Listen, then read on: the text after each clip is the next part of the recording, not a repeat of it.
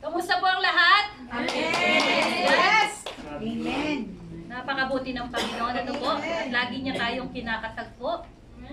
Even in the midst ng mga troubles natin, nakala natin wala na tayong kasama. Believe me, brothers, hindi kayo iniwan ng Panginoon kahit kailan. Amen. Lagi natin siyang kasama. Amen.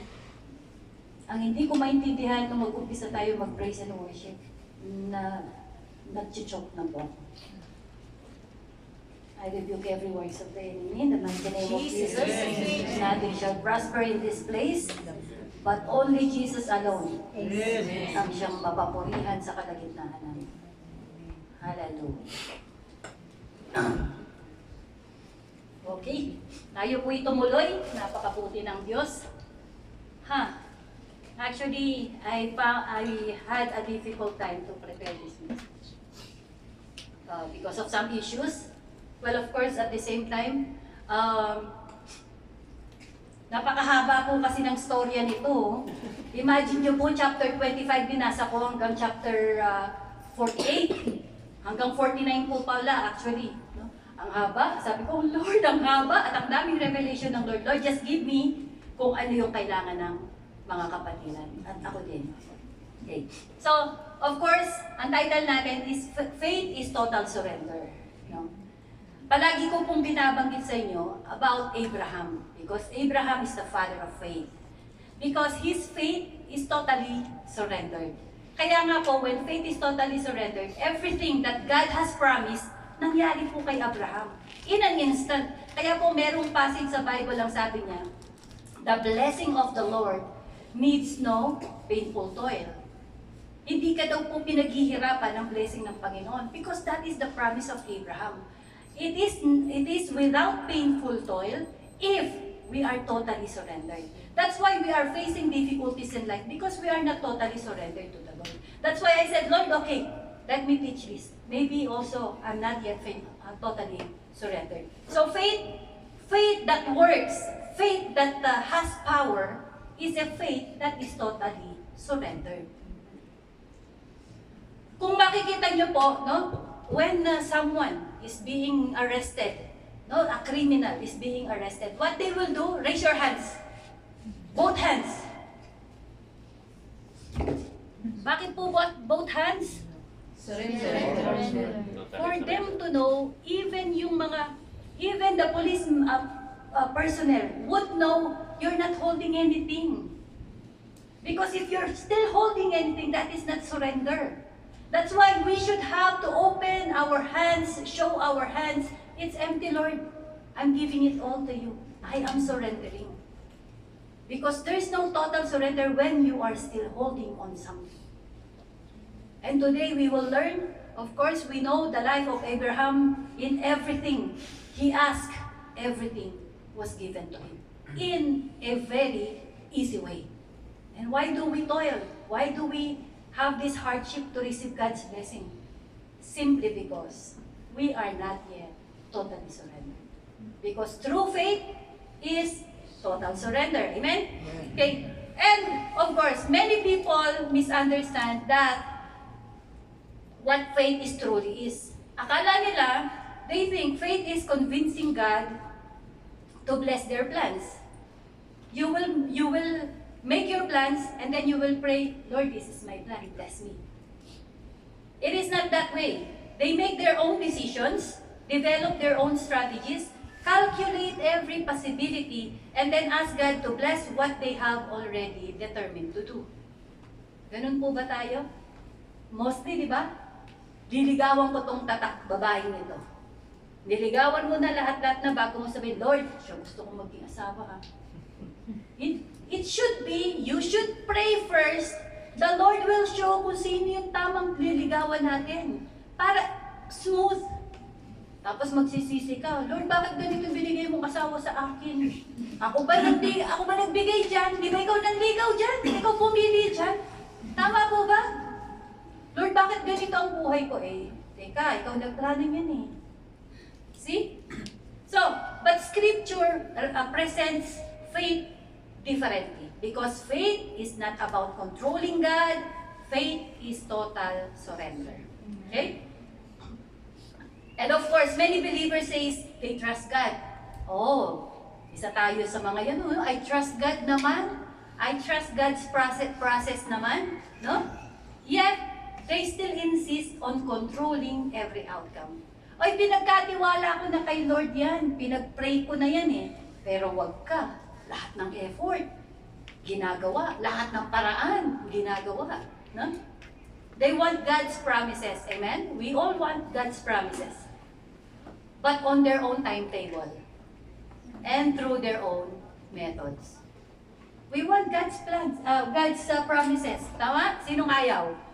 Kaso, sa inyong own timetable. Gusto ko ngayon na, Lord, ngayon na. Now na. Ang tagal naman, Lord. 5 years na. No, it's not your own timetable and not your own method. Wait for the Lord. Kaya po tayo nagkakaroon ng problema. At ang text natin is Hebrews 11:21. Ang sabi dito, by faith, Jacob, when he was dying, blessed each of Joseph's son and worshiped as he leaned on the top of his staff. Anong ibig sabihin nito? We will see it later on. But then, we will learn from the life of Jacob, no? We will learn from the life of Jacob. Bakit po ba tinawag siyang, napasama siya sa Hall of Famer sa Book of Hebrew? Because if you will read the Book of Hebrew chapter 11, all of the faithful people minention dyan. Bakit kasama si Jacob? At bakit palaging the God of Abraham, Isaac, and Jacob? But we know, everyone know kung anong klaseng tao si Jacob. Amen? So we will see. Okay? Kaya pag-aralan natin yung journey ng faith ni Jacob that we will learn today. First, of course, si Jacob, dineclare na ng Lord na siya ay blessed. Okay? Nalalamigan kayo, nainitan po ako. Pwede pong iharap nyo na lang dito. Ayan, salamat.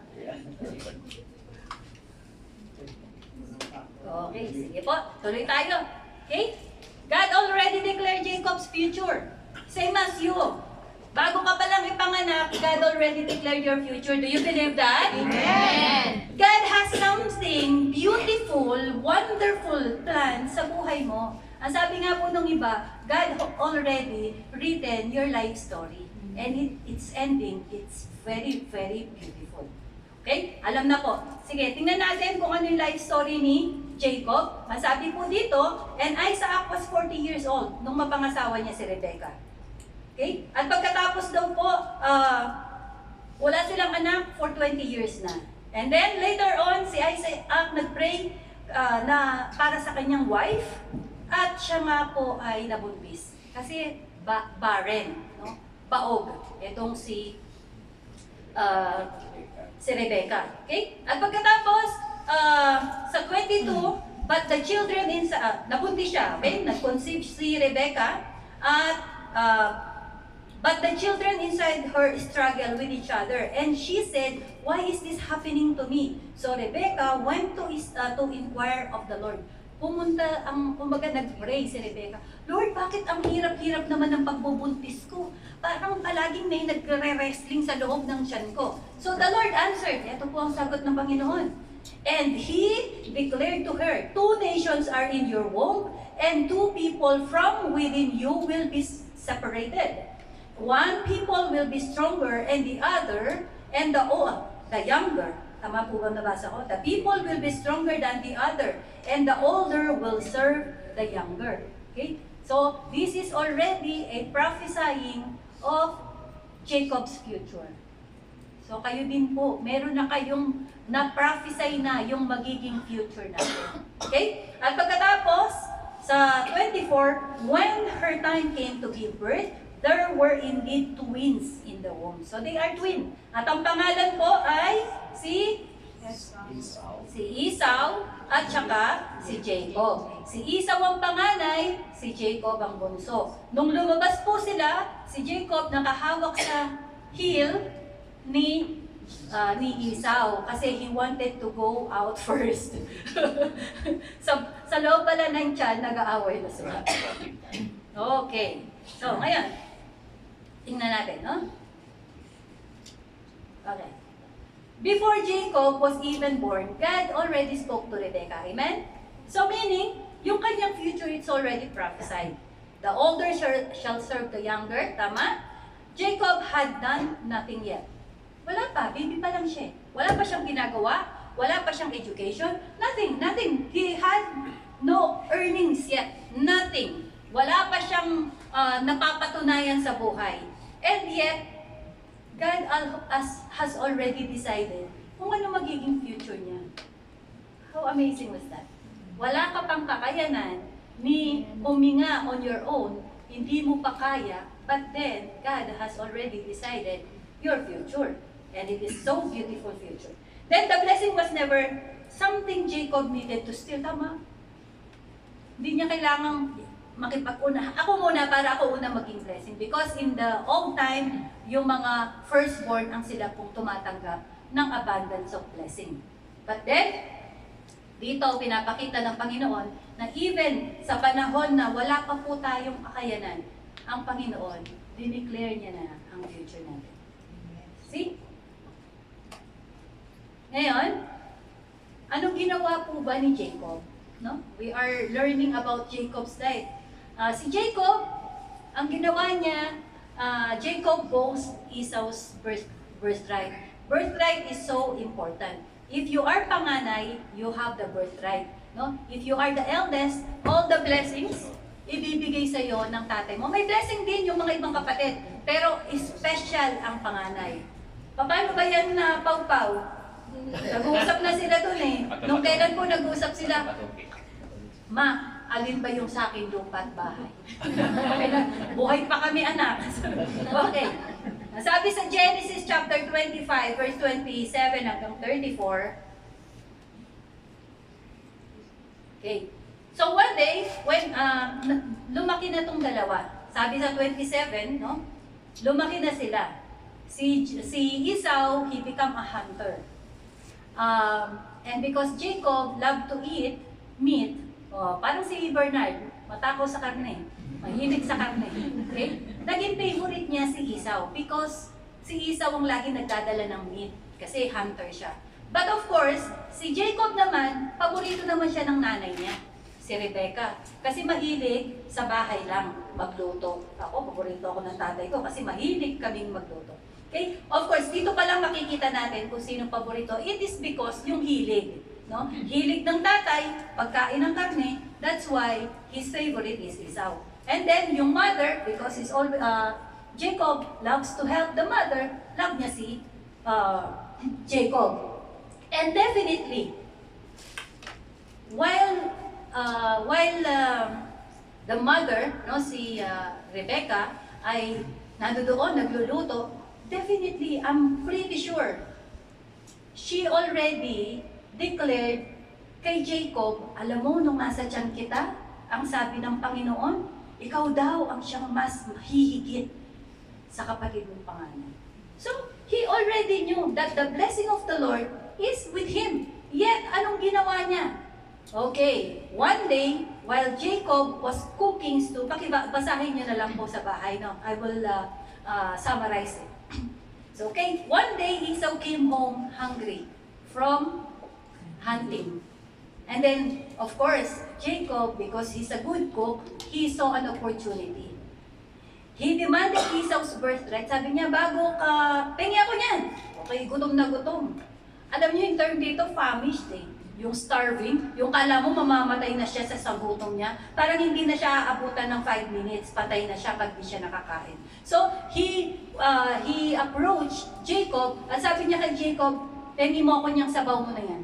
Pakainin mo ako, ako'y gutom na, mamamatay ako.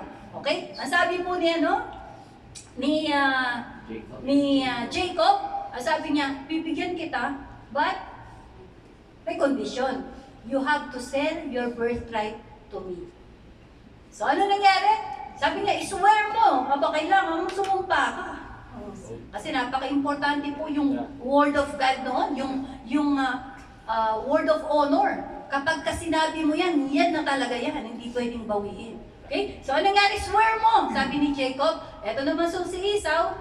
Okay. So, Esau swore to Jacob and sold him the birthright. Okay? Then Jacob gave some bread and lentil stew to Esau, who ate and drank, and then go up and went away. Thus Esau despised his birthright. So dito pa lang, malinaw na yung birthright, bagamat pinangako ng Lord sa kanya yung birthright na yon, and then gumawa, scheme pa, no? Pinagplanuhan niya pa, kailangan masigurado ko sa akin ang birthright. Ganun po ba tayo? Gumagawa ng paraan. Ang sabi ng Lord, pagpapalain ako, gagawin ko talaga to para talaga ako yung ano. Ang sabi ng Lord, nakita ko sa panaginip ko, ako'y magiging pastor. Meron ka pang head pastor. O, ikaw naman na yung acting-actingan ka na. Gusto mong kunin ang posisyon ng pastor mo. Eh, kasi ito'y sabi ng Panginoon eh. No? Adalentado, kapatid. Agitated. So, ito po yung ginagawa natin minsan. Okay? Ay, okay. So, how many times have we refused to wait on God's? Usually. Because this is already promised of God. And then He's so, walang pasensya. No? He's so, parang nagmamadali to receive that birthright, that blessing. Ikaw din ba, kapatid? Are you also the same? No? Naiinip ka na din na hindi pa dumarating yung blessing ng Panginoon? So, instead of trusting God and His timing, ang gagawin natin, we create our own strategy. We grab every opportunity. Uy, merong hiring dun. Papuntang Canada daw. Aba, maganda ito. Eto na yun, Lord. Eto na yung sinasabi ng Lord. Marami pong ganyan. May narinig na naman doon. Punta na naman. Naubos po ang pera niya. Kaka-apply. Hindi pa rin nangyari ang blessing ng Lord. Na-scam pa. Na-scam pa. Ayan, marami po na-scam ngayon. At huwag kayo, minsan pumupunta pa sa church ang mga recruiter na yan, ha? Okay.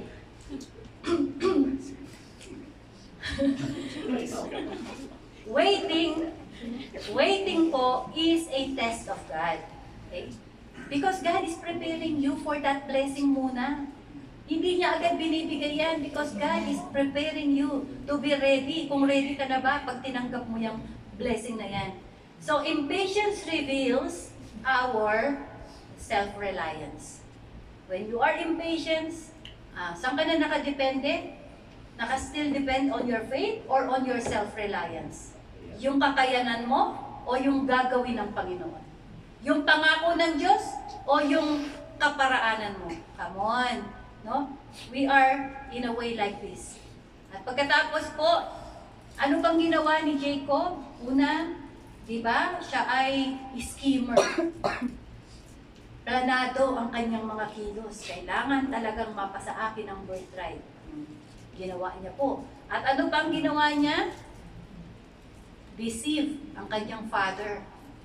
Okay, one day, in Genesis chapter 27, years later, matanda na itong si Isaac. He became parang bulag, blind. Okay? And then, the father already prepared na i-bless na si Esau. Kasi malapit nang mamatay si tatay, matanda na siya. So then, ang sabi ni, shortcut lang po, no? Ang sabi po ni Isaac kay Esau, pumunta ka sa field, hunt a deer or kung ano man, at lutuin mo siya sa akin. After I ate, I will bless you. I will give you the blessing. Eh, narinig ng nanay, paborito eh. Narinig ni nanay, at sinabi niya kay Jacob, narinig ko ang tatay mo. He's going to give the blessing to Esau. So, kailangan, we have to make a plan. So, Rebecca devised a plan. Of course, Jacob agreed. So, nag-connect pa. Okay, para lang masigurado ng nanay at masigurado din ni Jacob yung blessing ng Panginoon. No? Para bang kailangan mong tulungan ng Panginoon para mangyari ang kanyang mga salita? Parang kailangan ba ng tulong ng Lord? Tama ba? Pambihira. Ang sabi, my ways are higher than your ways. My thoughts are higher than your thoughts. I am a God. I don't need your opinion, your suggestion, your expertise. I don't need it. Siya nga ang lumikha ng lahat ng bagay. Kaya mo bang lumikha ng isang buhok? Hindi nga po eh. Okay? So, ang ginawa, si Jacob nag-disguise as Esau. And then, many times, tinatanong ng father, kasi medyo duda si Isaac, dahil malabo na yung mata, ikaw nga ba talaga sa Esau na anak ko? Pero ang boses mo kasi kay Jacob eh. Lumapit ka nga sa akin, ang galing talaga ng plano. May mga pabala-balahibo pa ng ano, no? Kasi mabalahibo po si Esau eh, para po talaga siya taong gubat. Kaya nung makapa, ikaw nga ang aking anak. So, to make the story short, all the blessing was given to Jacob. At pagkatapos dumating si Esau, ang sabi niya, i-bless mo din ako. Sabi niya, wala na, i-bless ko na yung kapatid mo. So nagalit po si Esau. He becomes so angry that he would plan to kill Jacob. Of course, binless pa din po si Esau. O sige, bless kita, yung mga katiting. You know what? Bakit siya magagalit? Actually, binenta niya na eh. Wala siyang karapatang magalit. Binenta niya, tama po ba? But then kasi yung blessing na dapat po kay Jacob, talaga namang matatanggap ni Jacob, pinagplanuhan na. Minadali ba? Minadali, okay? At pagkatapos, dahil yan ay minadali, ayan, years later, i-forward natin, meron pala ako niyan, hindi ko nakita. Okay? Blessing came with, kapag po minamanipulate natin yung blessing ng Panginoon, there will always be a painful consequences. Tama po ba?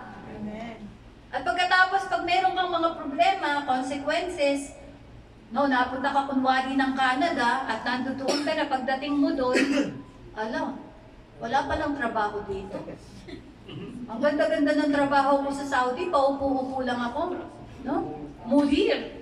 Pagdating doon, tagahugas pala ako ng pinggan. O kaya server ka lang sa McDonald's. Ang sahod mo dito, ang tawag sa iyo, mudir. Ma'am, sir, pagdating doon, break it in. Ayan, there is always a consequence. Okay? Always po, when we towards the plan of the Lord, when we do our own scheme, this is not the procedure of God, and then you will face consequences. Next po. So, anong nangyari?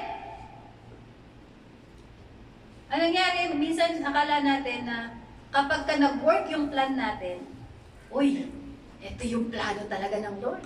Nag-agree ang Lord sa akin. No?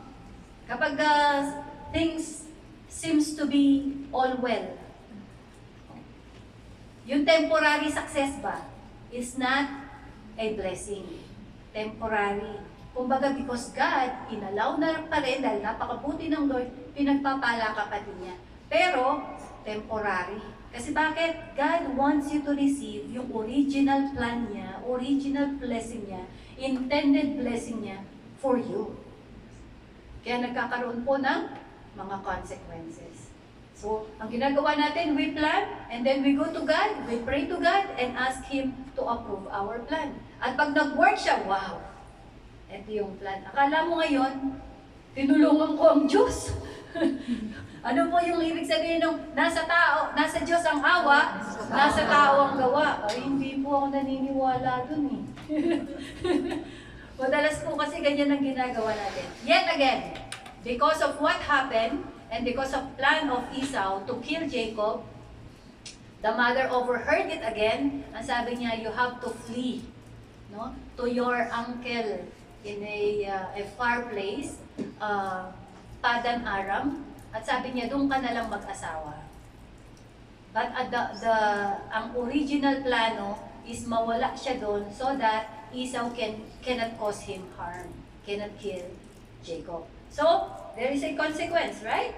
So, hindi na siya makakastay kay Mami, hindi siya makakapagluto kasama si Mami, malalayo din sa family, at the same time, nagkaroon sila ng matinding away ng kanyang kapatid. So, ang nangyari po, sige, pumunta ka doon. Umalis siya, walang dala-dala, kasi walang dala-dala. So, pagdating po ng Bethel, itong maganda. Even, he did all this scheming, all this planning na magawa ang lahat ng bagay sa pandaraya, no? Yung tawag dito, siya ay deceiver. He deceived his brother, he deceived his father. Bagamat ganyan ang ginawa niya, still, the faithfulness of God is nandoon pa rin. No? At when he were in Bethel, yung pong Bethel, ang sabi dito sa Genesis 28 verse 15, "Behold, I am with you and will watch over you whenever you go, and I will bring you back to this land, and I will not leave you until I have accomplished what I have promised." O diba, napakaganda? When Jacob was alone, he was afraid, he was hopeless, and he was broken. Walang natira sa kanya. Yet still that night, when he fell asleep, nagkaroon siya ng dream. At ito po yung dream na sinabi sa kanya ng Panginoon. Hindi po siya sinabihan ng Panginoon in a dream, "You are a deceiver. You are a bad person." Yet, ang sabi ng Lord, "Behold, I am with you, and I will watch over you wherever you go. And I will bring you back to this land. I will not leave you until I have accomplished what I have promised." Because the promise is from, nasa tiyan pa lang, no? From the pregnancy. So even tayo po mga kapatid, we did something bad sa buhay natin only to get yung promise ng Panginoon. Naakala mo yun ang promise ng Lord, but it is not. You're making your own promises. No? Kapag po narinig natin yung promise ng Lord, do not help the Lord to accomplish the promise. He doesn't need it. Because ito sabi niya, what He promised, He will accomplish. He will accomplish. Gagawin at gagawin ng Panginoon yun. Okay? Kaso, anong sagot po ni Jacob? Makikita natin dito yung true state ng puso ni Jacob. The faith is not really there. Ang sabi niya, then Jacob made a vow, saying, "If God will be with me and watch over me on this journey, and if He will provide me with food to eat and clothes to wear, so that I may return safely to my father's house, then the Lord will be my God, and this stone I have set up on the pillar will be God's house, and of all that you give me, I will surely give you 10%. O, di ba? Tama po ba yun? Basahin natin ng malinaw dito. Imagine mo, after you have did all these bad things, the deceiving, the planning, even all these things, yet the Lord did not say, "You're a bad person. I will no longer bless you." Yet again, because God is so faithful sa kanyang pangako, even na nadapa ka, even na nagkamali ka, yet again, the Lord reminded you of His promise. But look at this. Look at us. Lord, okay, if, yung po lagi ng response natin, if God will be with me, then the Lord shall be my God. If, Lord, if I will be accepted in this application, then I will serve. Lord, if you will give me a good husband, then I will serve. Lord, if you're going to bless me, if I will see my bank account with this digit, then I will believe you are my God. If I see a OD in that parking garage, then I believe on your promises. Lagi tayong may condition sa Panginoon. But during the time na wala pa, ito yung the best na character ni Abraham. Even daw po, wala siyang nakikita na anak, na sign na anak, he believed. Ang pangako ng Lord, di ba? Of all nation, magiging father siya. And yet, he believed. Ito yung kaibahan nitong kanyang apo. Ito po ang kaibahan ng kanyang apo. Ano? When God already promised, we just have to accept it. We just have to believe it. Hindi yung, maniniwala lang talaga ako kapag ka nakita ko na yan. See? Huwag po tayong laging if. Ganun po ba tayo? How you did that? Lord! Pray tayo lagi. Lord, if you bless me. Lord, if you heal me. Kalas kapatid, you are already healed. Receive it. Lord, if you will provide for the tuition fee, if you will provide for the monthly dues, then I will fully surrender. Then I will fully trust you. Paano kung 10 years, 20 years, wala pa? Wala nang trust. Yun ang problema eh. Because you know what, mga kapatid? Even if your faith is conditional, God is committed. Amen. He is committed to the promise He has given us. Hindi man natin siya nakikita, hindi pa natin nararamdaman, hindi pa natin na-experience, God is committed. It will come to pass. Mangyayari at mangyayari ang pangako ng Panginoon. So because matigas ang ulo natin, of course, the Lord will shape us. Hindi ba nakakarating ang pagpapala? It is not yet landed. You're not experiencing it yet. Why? Because you're not yet ready. Your heart is not yet ready for that kind of blessing. Kaya po, ang ginawa ng Panginoon, ang sabi niya sa Genesis 31 verse 41, mamaya po, no? So nakapunta siya dun kay Laban at ginamit niya si Laban para ma-shape itong si Jacob. Itong si deceiver, na-meet ang kapwa niya deceiver. Mas matindi pa sa kanya. Di po ba? Sometimes ito po yung terminology natin. Let us give them the dose of medicine. Their own dose of medicine. Yung po ano, let us give them their own dose of medicine. Kumbaga, kung anong ginawa niya, siya din ang manggagawin mo sa kanya. So ito po, itong deceiver na si Jacob, na-meet niya ang matindi pang deceiver sa kanya. Amen? Kaya po ang sinabi dito sa Genesis 31:41, ang sabi niya, thus for 20 years I have served in your household, 14 years for your 2 daughters, and 6 years for your flocks, and you have changed my wages 10 times. Kasi po, di ba gusto niya sino ba asawa niya? Si Rachel. O, sabi po ni Laban, okay, work for Rachel, 10 years. Uy, napakasarap nun, no? Pag nililigawan ka, pagtatrabaho ka 10 years, ngayon po, 2 weeks na lang eh. Kontra na eh. Wala pang work. Ang nakakapagtaka pa, no? Ang nakakapagtaka pa, yung babae pa ang magpo-provide dun sa nanliligaw. Ito, bilan mo ako ng bulaklak. Para may pakita mong binibigyan mo akong bulaklak. O bumili ako ng cellphone, no? Bigay mo sa akin mamaya, ha? Para makita nila na binigyan mo ako. Okay? Okay, so God now is shaping Jacob. Okay? For 20 years of shaping. 7 years na naging pinagpaguran niya itong si si Rachel, at pagkatapos nadaya siya nung gabi, no? Nung gabing kasal na, nung sipingan niya, hindi pala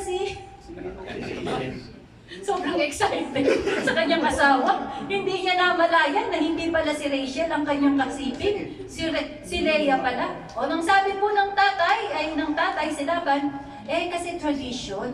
kailangan yung una, yung panganay muna magiging ang mag-aasawa. Kung gusto mo, dahil gusto mo si Rachel, o sige 7 years ulit, pumayag siya. Kaya po 14 years siya nagtrabaho para sa dalawang babae, para lang makuha niya si Rachel. Sana ganun ang love ng ano, no? 14 years. At hindi lang yun, during that time, pabago-bago pa yung plano. Okay? At pagkatapos, yung 4 years daw po, yun yung siya na. Okay? So, God now began shaping Jacob for 20 years. Jacob lived with Laban. The deceiver meets someone even more deceitful than he is. He deceived his brother Esau and his father Isaac. Tama mo ba? Tapos ngayon, siya mismo, he was deceived. Kaya, wag po tayo mandala. Ay, tama yung sabi ng, wag mo, gawin mo sa kapwa mo ang gusto mo na gawin ng kapwa mo sa iyo. Do unto others what you want others to do unto you. It is really biblical. Kasi pag hindi nakadali. Okay, so nag-work hard siya at definitely he became wealthy. Naging mayaman siya. Mas mayaman pa siya kay Laban. Because napakagaling niya, abilidad. Mas strategy siya. Galing niya eh, no? Magaling siya, maabilidad siya. Ang sabi niya, no, ang sabi ni Laban, na lahat ng ibabayad mo sa akin, lahat ng mga aalagaan mo, ang sahod mo, yung mga merong batik-batik. Sa'yo yun, sabi niya. Yung walang batik-batik, sa akin yun. Maduga itong si Laban kasi madalang lang may batik during that time. Anong ginawa po ni Jacob? Naglagay siya ng sanga ng puno na merong kulay na ano. Lahat ng umiinom dun sa may tubigan, pag nakikita yung ano, pag nabuntis siya, puro batik-batik. Sabi ko, ito ba yung, ito siguro yung pinapaniwalaan ng mga naglilihim. Kaya pag nakita mo si Kuya Manny, kamukha niya yung anak mo. Ang problema, pag lumabas yung anak mo, hindi kamukha ng tatay mo, kamukha ni Kuya Manny. Masama yun. Kaya huwag tayo maniniwala sa lihi-lihi, ha? Dito lang po nangyari yan. Di ba? Okay. So, ito po, Genesis 31 verse 12. Then he said, look up and see that all the male goats mating with the flocks are speckled or spotted, for I have all that Laban has been been doing to you. So nakikita po ng Lord yung pandaraya sa kanya ni Laban. No? Kaya doon po sa panaginip, nakita niya, kinausap siya ng Panginoon na huwag kang mag-alala, gagawin kong speckled lahat yan. So it is the Lord. Bagamat may mga strategies siya, so it is still the Lord. Kaya minsan, akala natin, we are successful, it is because of our education, experience, or maybe because of our hard work, no? Maybe because of your connection, yung mga may wasta-wasta, okay? O minsan because of your ability. Yet every good gift comes from God. Everything that is happening that is good sa buhay mo, it is coming from God. It is not because of your credentials, mga kapatid. God is not against your diligence. God is not against your intelligence. God is not against your discarding. No. But He wanted you to recognize that every blessing that you have comes from Him. It is part of His plan at promise niya sa buhay natin. Okay? So, ang nangyari, dumating na po because he's still very matigas ang ulo. He's still very schemer. Siya ay mahilig magplano. Okay?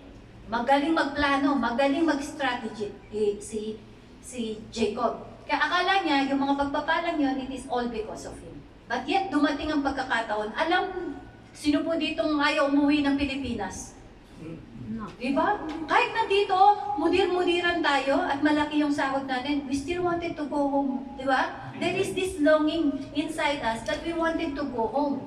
Even sabi nga nila, kahit tuyo ang ulam mo sa Pilipinas, masaya kapag nandoon ka, kasama mo yung pamilya mo. Amen po ba? So, the Lord knows the longing of Jacob. He wanted to go back to his land. At the same time, this is one of God's promise that He will return to His land. So, ang sabi ng Panginoon sa kanya, you have now to go back to your land. Go back to your family. At tumakas nga po siya, to make the story short, tumakas na lang sila, hindi siya nagpaalam kay Laban, dinala lahat ng mga kayamanan sapagkat he become richer than Laban.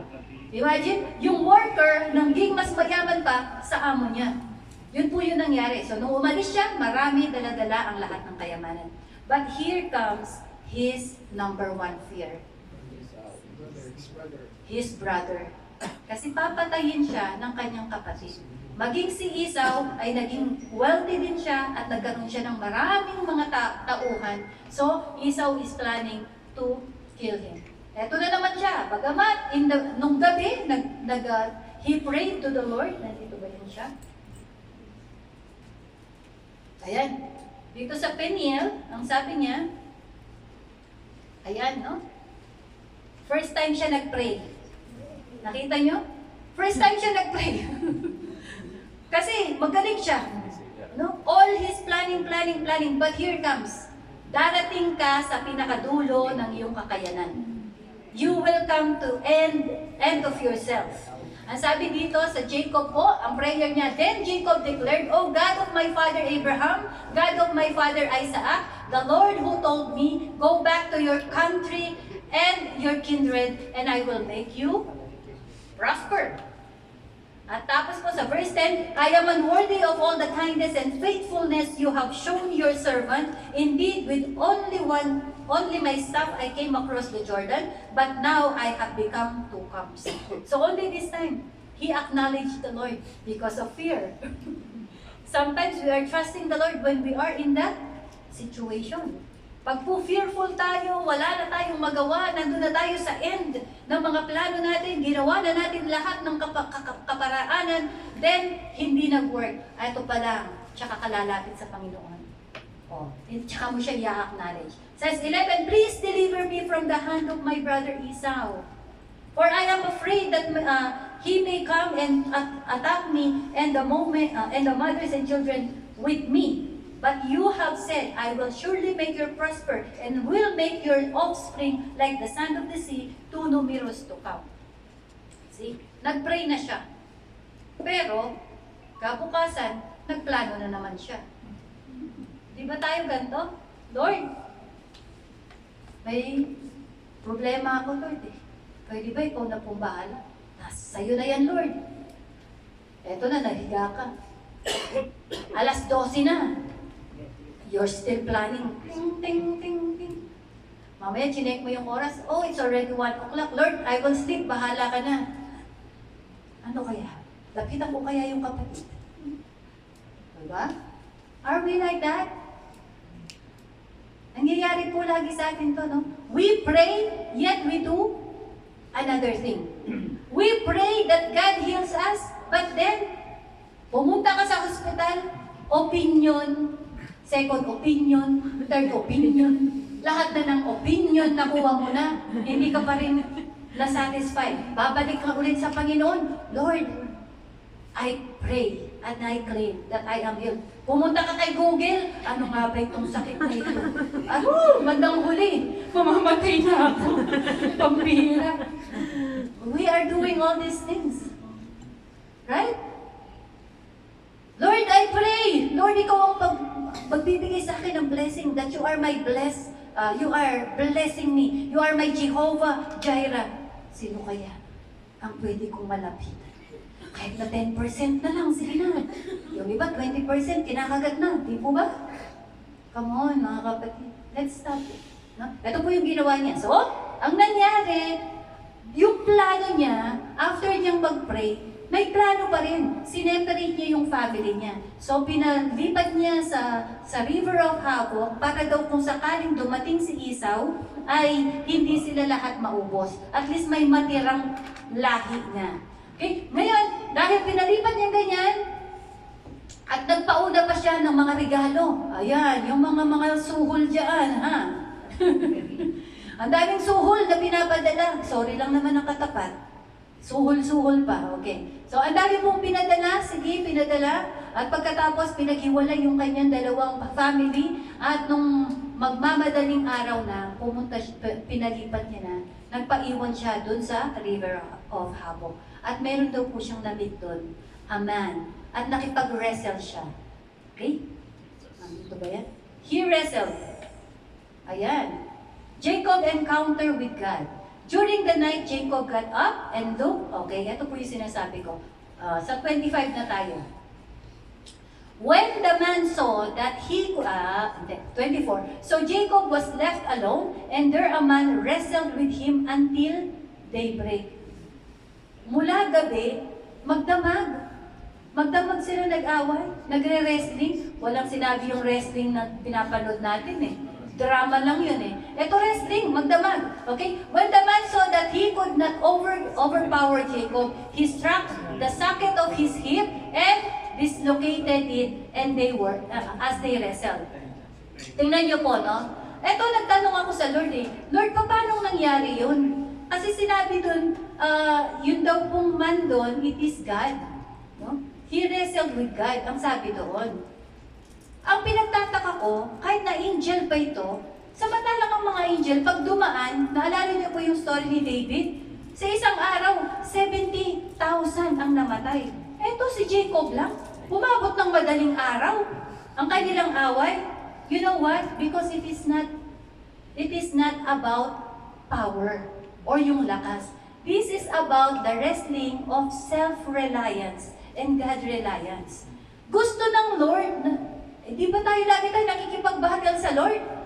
Hindi, Lord eh. Ang sabi ng Lord, hindi itong plano ko. Ang sabi, hindi Lord eh, mas maganda talaga itong plano na ito eh. Ito talaga. Ito po yung binabali ng ng Panginoon sa during that wrestling.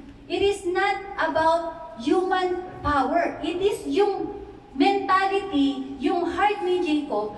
God wants to change it. God wants to break it. But because he's so, eto tinitingnan ng iba that he is so perseverant. I will not let you go unless you bless me. Why you have to go to say that? Ang sabi niya, He already blessed you. He is committed to the blessing and promises that He has given you. Why you have to wrestle with God?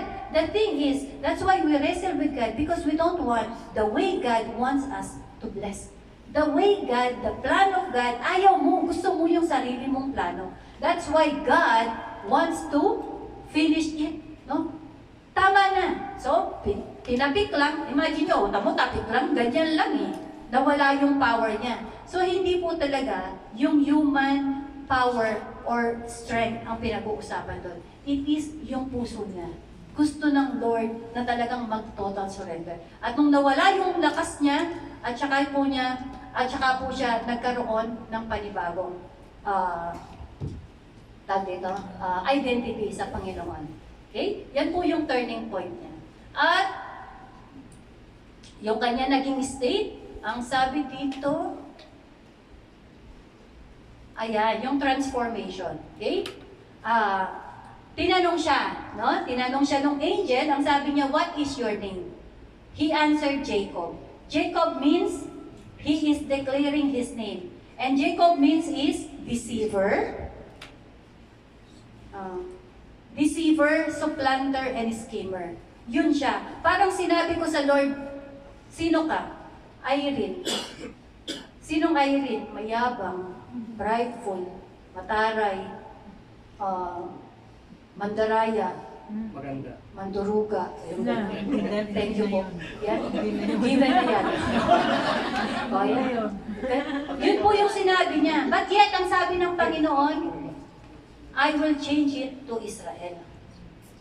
So, ang sabi ng Lord, because na-meet mo ko, nakaharap mo ko, I will change it to Israel. Ang ibig po sabihin ng Israel, to strive, contend, persevere, or rule. Then yung word po ng L is God. Ibig na po sabihin sa iba pong terminology, He saw God's face. At po dun sa Old Testament, palagi sinasabi na hindi mo pwedeng makita ang mukha ng Panginoon kasi pag nakita mo, mamamatay ka. Pero hindi siya namatay. I believe He died. He died to His old self. He died in His old self. At nabuhay siya panibago. So, tayo po, I will not finish this kasi nag-senyas na sila.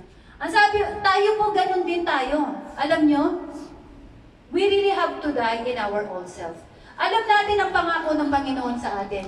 God promised sa atin that He is our blesser. He is our God. He is our Savior. We are redeemed. We are restored. We are healed. And so on and so forth. No? And yet, though we believe in that promises, yet we do another thing.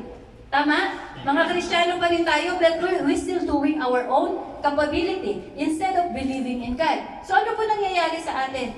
The Lord wants us to reshape. Ibabalik ka niya dun sa lugar ng Peniel. Ano yung Peniel? When you meet the presence of God. Imposibleng hindi mo talaga mababago ang buhay mo. And if you are saying you are a Christian, katulad kunwari, we are declaring we are Christians. That's why we need the presence of the Holy Spirit. Because that presence of the Holy Spirit is another way of God to reshape us, to change us, to kill us. Pag nakita natin ang tunay na presensya ng Panginoon, nakita natin ang mukha ng Panginoon sa pamamagitan ng Biblia natin, and then we experience His presence, yung presensya niya, yung Holy Spirit, you can never be the same again. You will die to your old self. Hindi pwedeng katulad ka pa rin ng dati. Wala akong magawa kasi ganito talaga ako. No. Masasabi ko, you haven't met the Lord yet.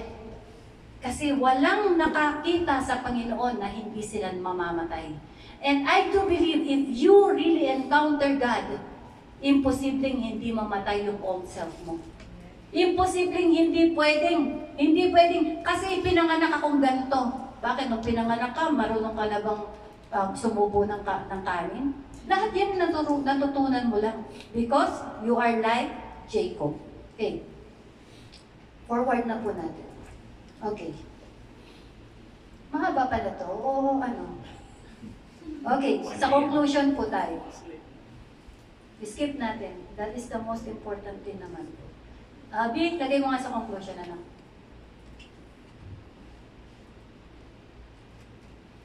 So Jacob's story is the same as our story. Amen? God gives His promise. When we heard about God and the Bible, that is His promise. Yun po yung promise niya sa atin. Magandang buhay, pagpapala, and so on and so forth. Buhay na walang hanggan. And yet, ano pong ginagawa natin? We are trying to fulfill them ourselves. In our own way, in our own capability, in our own intellect. Lahat na ginagawa natin para lang natin makamtan yung blessing ng Panginoon. But then, God, even you continually to outsmart God. Feeling mo mas matalino ka sa Lord. At nagkaka-windang-windang na ang buhay mo. No? Nasira na ang buhay mo. Minsan nakakasira pa tayo ng buhay ng iba. And yet, still God remains faithful sa iyo.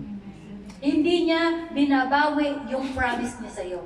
Hindi niya yan babaguhin. It still remains because He is committed to that promise. God will not change or will withdraw His promise sa buhay mo. So, dahil makulit tayo, and still God wants to bless us, because that blessing meant to you, ang gagawin ng Lord, God is going to reshape us. Kaya if when we are facing some difficulties in life, because God is reshaping. Kasong sasabihin mo, pinabayaan na ako ng Lord, hindi ako love ng Lord, hindi ako anak ng Lord, hindi totoo ang kanyang pangako. But, brothers, this is just a way of God of reshaping you. Because it is important. God really wanted to bless you. But yet again, though God is very eager, no, and very interested to bless you, but it is more na importante sa Panginoon na ma-shape niya muna yung puso mo. So you will be ready for the blessing that He's about to give you. So, sometimes He allows hardship, problem, trouble, and so on and so forth sa buhay natin. Sometimes He breaks your self-confidence. Magaling ako eh. Madiskarte ako eh. Matalino ako eh. Maganda naman ako eh. Diba? Pakialam ko sa iyo, kahit ilang lalaki kaya kong ipalit. Kahit ilang babae kaya kong ipalit. But God decided, iisa lang ang asawa mo. Amen. Amen. Amen? So, not destroying you. Do you believe that? In your hardship, in your reshaping, God is not intended to destroy you. But He wants to teach us faith is total surrender. If you are totally surrendered, mas madali, mas mabilis yung pagpapala ng Panginoon dumating sa atin. Si Kuya Zion, ang tagal niyang nag-struggle sa Lord. Kailan ba kaya siya tinapik ng Panginoon? At nandito na siya ngayon. Tingnan niyo, napakabilis ng pagpapalang dumating sa buhay. And so it happens sa bawat buhay natin. Ang tagal nating nagmamatigas sa Panginoon, but God will bring you to an end to yourself. Tama na, anak. Tama na ang struggle. Tama na ang scheming. Tama na ang planning mo. Just surrender at ito ang gagawin ko sa buhay. God was never looking for your credential. God is not looking on your ability. But He just wanted your heart. Just your heart. Just completely trust Him. And see what the Lord can do sa bawat buhay natin. I know, marami pa po tayong dapat isurrender sa Panginoon. And today, God is not just looking for someone who believes Him. Naniniwala naman ako sa Diyos. Kristiyano naman ako. Born again Christian ako. I believe in the name of Jesus Christ. I believe so and so. But yet today, He is looking for someone who will surrender completely. And if you are willing to surrender completely, I assure you, I guarantee you that today, this is the day that the Lord has made for you to experience His abundance blessing.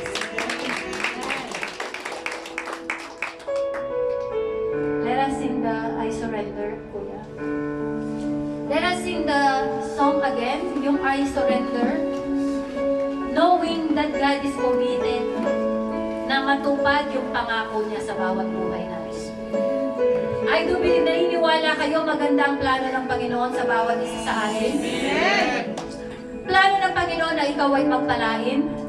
Plano ng Panginoon na magkaroon ng solusyon ng lahat ng problema mo. Naniniwala ka na plano ng Panginoon na bigyan ka ng mahabang buhay? Bigyan ka ng kagalingan? Naniniwala ka ba na ang Panginoon kaya niyang ibigay ang lahat ng pangangailangan mo? Therefore, ang sabi, the blessing of the Lord requires no painful toil. Kung hindi ang Panginoon ay magbibigay ng blessing na hindi mo pinaghihirapan, ano lang ang hinihingi ng Panginoon sa iyo? Total surrender, kapatid. Can you raise your hands and show the Lord your both hands are open wide? Tell Him that you have surrendered. Kung ano pa yung pinangahawakan mo ngayon sa buhay mo, na nagiging mabigat para i-surrender mo, surrender it all to God. Surrender it all to God.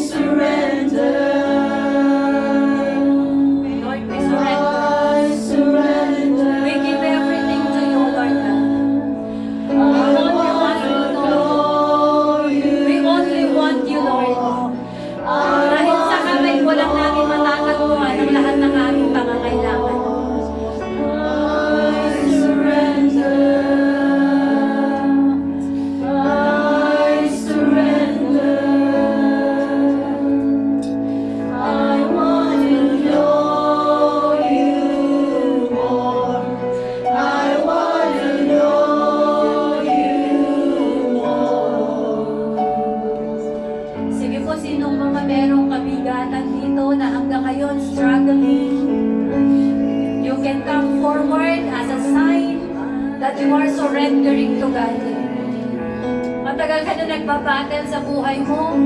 This is the time. God is waiting for you. He wants to partner with you. Gusto kanyang tawagin sa araw na ito at ibaba mo sa harapan niya. I-surrender sa kanya. Lahat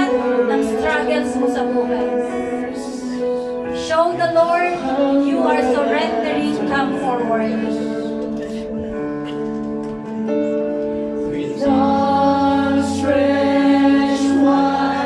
God is waiting for you, kapatid. This is the time. You surrender your pride. You surrender your ability. You surrender your intelligence. You surrender everything unto God. This is the time that the Lord wants to partner with you. Surrender everything to God. I surrender. I want to know As you show the Lord, come forward, kapatid. God is waiting for you to surrender. I surrender. I surrender. You can raise your hands as a sign of your surrender. Show God, no more preservations. Lord, I'm giving all to you. Hallelujah. Hallelujah. Hallelujah. Opo yung sura na kaya sa sura na opo yung sura. Opo yung sura yan. Hallelujah. Hallelujah. I want to know you more. I also I surrender, Lord. I surrender, Lord. Surrendering all. Surrendering all. I surrender. I'm here. Let me Lord, go as you know me. to end of myself. Desperate for you. I surrender, Lord. I don't want to live relying on my own He died leaning on the staff. And that staff today, O Lord God, is the same. It is made of wood. The staff is made of wood. It's no longer a staff, but we lean on that cross on Jesus Christ. Today, Lord, we lean on Jesus Christ. We lean on the cross, that everything that we had, we lean unto you, Lord God. We surrender. We come to end of ourselves. No more, Lord, our own ability. No more, Lord, our own kayabangan or our pride. Lord, today, kunin mo na lahat para mapangyari ang plano mo sa buhay namin. Alam namin, Panginoon, ang pagpapala mo ay hindi pinaghihirapan sapagkat ikaw ang nangako at committed ka sa pangako mo sa amin. Hindi mo kami iiwanan, hindi mo kami mababayaan. Lahat ang umaway sa amin, ikaw, Panginoon, ang magtatanggol sa amin. Ikaw ang nangako, Panginoon, na ipaglalaban mo kami. At sa araw na ito, alam ko, Lord God, tama na ang plano para kami makapaghiganti, para kami maka-equal sa iba. Lord, sa araw na ito, ikaw ang aasahan namin na magtatanggol sa amin. Sino man ang sumira sa aming mga credibility, Lord, ikaw ang magtatanggol. Ikaw ang magbibigay sa amin ng bagong identity. Lord, sa oras na ito, kaharap ka namin doon sa Penuel, doon sa lugar kung saan nakita ni Jacob ang presensya ng Panginoon. Sa oras na ito, naririto ang presensya ng Panginoon. Talk to God. Do not wrestle. Stop wrestling with God. Today is the day for you to surrender. Surrender unto God. Surrender unto God. Kung ano ba, Panginoon, ang nakikita mo, Panginoon, na nag-hold back pa kami para tuluyan namin ibigay yung tiwala namin. Lord, ngayon, sasabihin namin, hindi na, if you will bless me, I will trust you. Hindi na po, if you will heal me, I will believe you. Hindi na po, if you will fix my issue, I will believe you. Hindi na, if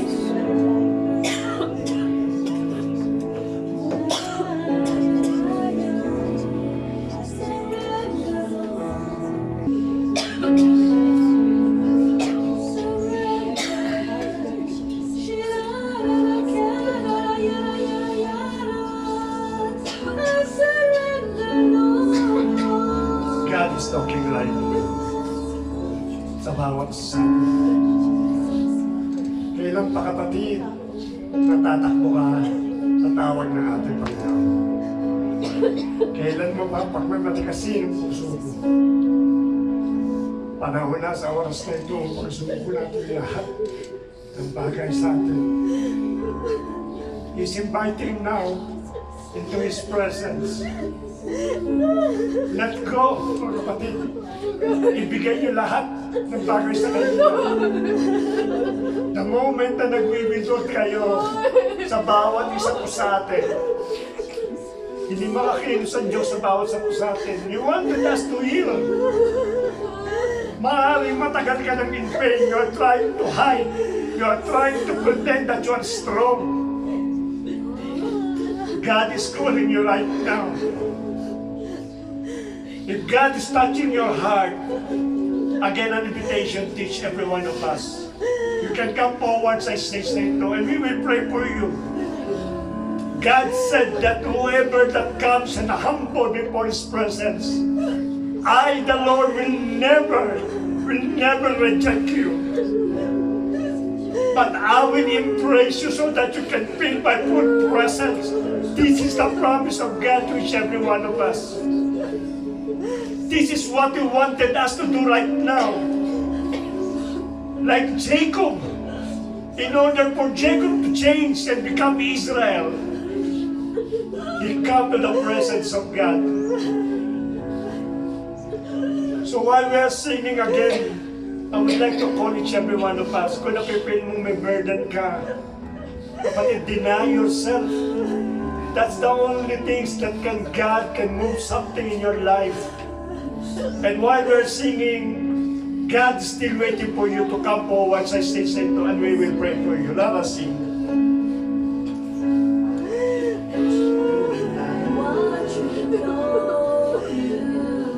Hallelujah. Lord, continue moving in this place.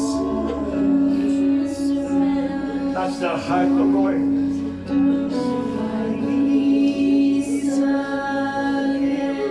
Let them know, Lord, that we need you.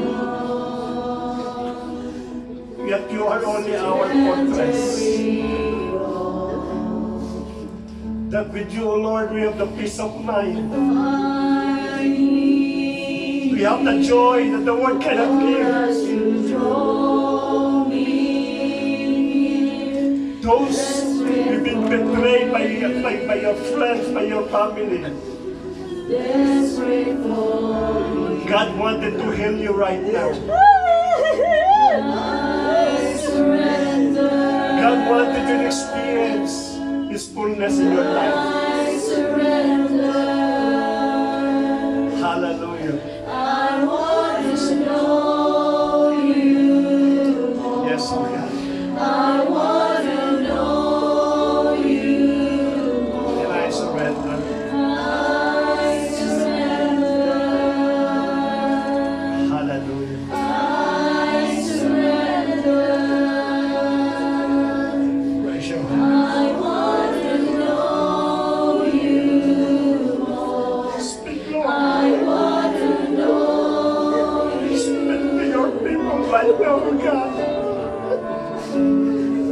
Let your Holy Spirit convict our heart, Lord.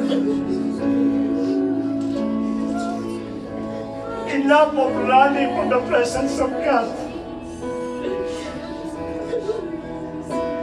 Enough of being frightful in your life. Enough pretending that you know everything, that you have everything. Hallelujah. God has wanted to show His mercy to each every one of us. He wanted us to heal, to become born again.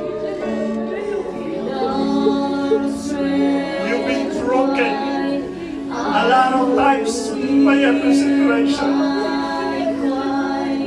But right now, God's wanted you to become whole.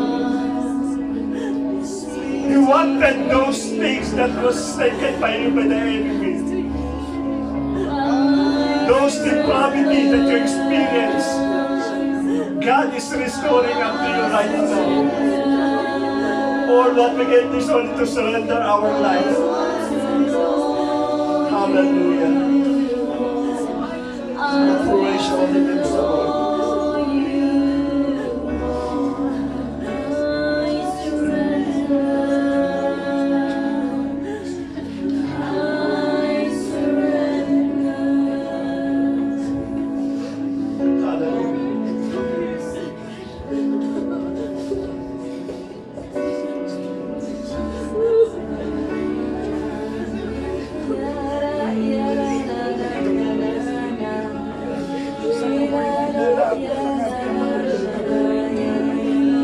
Lord, this time, Panginoon, nagtakas na siya ng lobo. Alam mo yung puso ko sa Panginoon. Alam mo yung mga preservation sa kanyang buhay.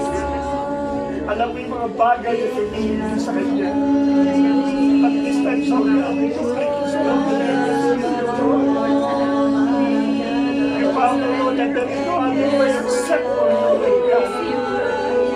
As you approach your presence right now, Lord God, I pray for your holy power to be upon him right now in the mighty name of Jesus. Let me enjoy the experience of your goodness in his life, Lord God. The changes in his life, his attitude, his mentality, his character, Lord God. Experience the fullness and the power of the Holy Spirit in the mighty name of the Lord Jesus Christ. Hallelujah, Lord. Salamat, Panginoon. I feel, Lord, for the power I can give, that you take the body of our joy, Lord. Thank you, Lord God. We know, Lord, that you're changing this life now. That you will become, Lord, your servant, Lord. That whatever that comes to us, be your thanks, Lord God, for your glory, Lord, Lord God. Thank you, Lord. Hallelujah. Praise your holy name. Lord, I touch, Panginoon, the life of God, this time, Panginoon God. You know his pain, Lord. We know her life, oh God. You know, Panginoon, kung ano nagtaas ang buhay mo, Lord, at kayo, Panginoon, na open up sa iyo, God. Lord, whatever, Father God, that the enemy is taken away from their family, oh Lord, restore right now the mighty name of the Lord Jesus Christ. The joy, the peace, oh Lord, the assurance, Panginoon, that indeed that they are your children, oh God. Let them experience, Panginoon, the blessings of God that comes from you, Lord. As I touch, Panginoon, your life, oh God, change it, oh Lord God. Let them experience strength. Let them experience, Panginoon, authority and power, Lord, in the mighty name of the Lord Jesus Christ. I pray the fullness of the Holy Spirit be with you right now in the mighty name of the Lord Jesus Christ. Hallelujah. Hallelujah.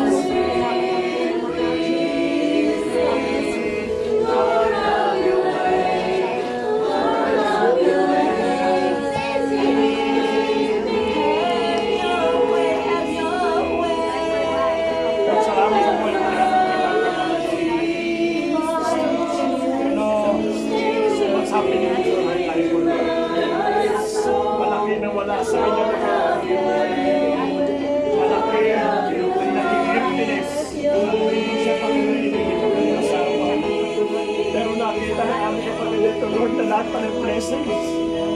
Pagpapala pala na matagal niya, Panginoon, na tayo na kawin sa buhay ng Diyos. Napakawala na kanyang gospel, pagkilat ang pagpapalipayan. Hindi mo na yung story ng kanyang relationship ko, Lord. Hindi na sa kanyang kanya pamilya mo, Lord.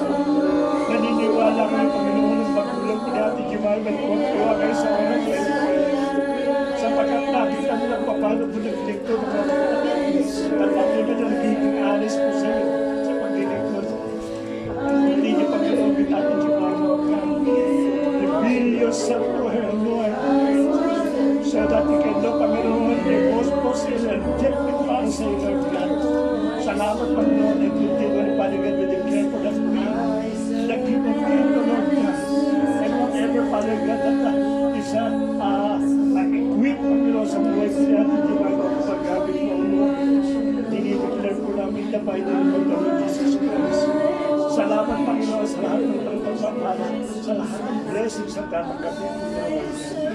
Salamat po, Lord. Hallelujah. Sa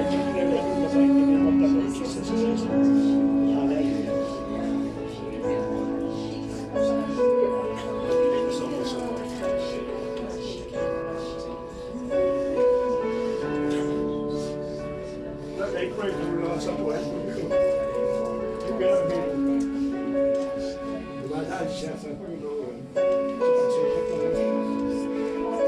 Bakit siya ganito?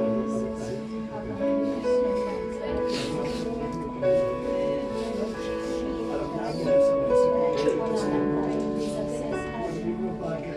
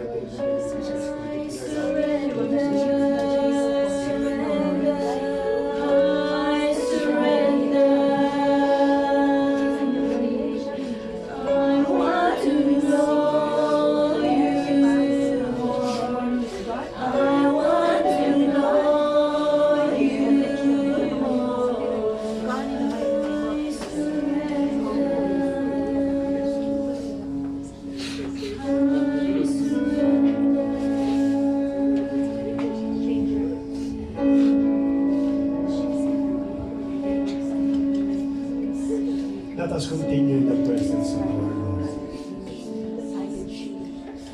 Let us seek fellowship of the Holy Spirit be always with us. I'm giving you a 1 minute time to pray and be thankful sa ating Panginoon. You can pray right now because He's listening to you. Whatever the desires of your heart, whatever burden that you have, that you want to unload sa ating Panginoon, this is your right time to pray. This is the right time to cry out loud sa ating Panginoon. Because He keep on listening to your heart. And I believe that whatever you declare, whatever you pray for today, God is listening. Now the healing, the love, the joy that will be given to each and one of us like this. Hallelujah. Hallelujah. We praise your holy name, so God. We magnify your Lord. You deserve all the glory, the adorations, thanksgiving, because you're not only good, because you are eternal God. Thank you for giving us the opportunity to feel your presence. For a lot of people are looking for your presence. A lot of people is asking your presence in their life. And here we are, enjoying right now that kind of presence. For that kind of moment. Thank you, Lord, for being with us right now. For talking to us and continually revealing your life to us, Lord. Lord, from now on, sa oras po nito, we surrender everything to you. As we sing song, kami po'y nagsusurrender sa iyo. At lahat ng bagay, hindi lang po sarili po namin. And even those pains, bad memories, yung mga pride namin, O Lord, yung amin pong mga nagdaang hindi mga gandang bagay, yung mga bagay that they keep on holding back sa paglilingkod sa iyo. Everything in our life, we completely surrender to you right now. And we believe, Lord, at the moment that we surrender everything, we declare that you keep no record of wrong. Everything was already erased, Lord God. Everything was already become white. Kaya nagpapasalamat kami, Panginoon, sa pagsama mo sa amin as we enjoy your presence, Lord. Continue, Father God, to magnify your name in our life. Hallelujah. Thank you so much, Panginoon. To you, we bring back the praise, honor, and adoration that only belongs to the highest name of the Lord Jesus Christ. Let everyone say, Amen.